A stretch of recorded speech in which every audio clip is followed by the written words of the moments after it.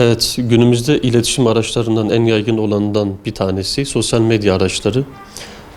Günümüzde çok yaygın bir şekilde kullanılıyor. Çok yaygınlaşmasıyla birlikte bunu kullanma yaşı ciddi anlamda düştü.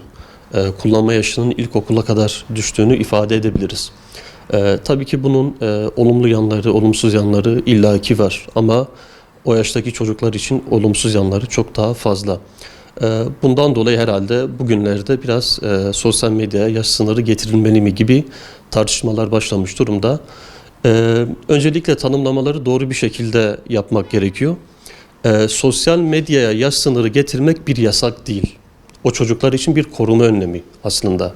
Yani çünkü çocuk erken yaşta sosyal medyaya maruz kaldığında akran zorbalığına, siber zorbalığa, zararlı içeriklere maruz kalıyor ve bu da çocuğun kaygısını, özgüvensizliğini ve bu anlamda dikkat dağınıklığını artırabiliyor. Dolayısıyla kesinlikle bir yaş sınırı getirilmeli. Hatta Avrupa Parlamentosu'nda İspanya, İtalya gibi ülkelerde şu anda bununla ilgili çalışmalar gündemde. Dolayısıyla meclisin de bunu gündemine alması gerektiğini psikologlar olarak biz ifade ediyoruz. Çünkü çocuğun gelişimini olumsuz bir şekilde etkileyebilmektedir.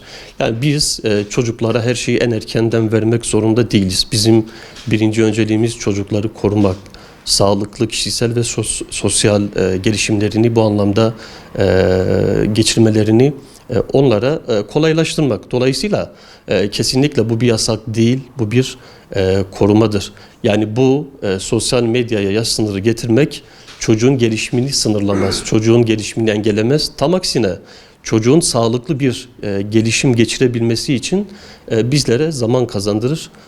Bu anlamda dolayısıyla biz psikologların görüşü, çoğu meslektaşım benimle hemfikirdedir diye düşünüyorum.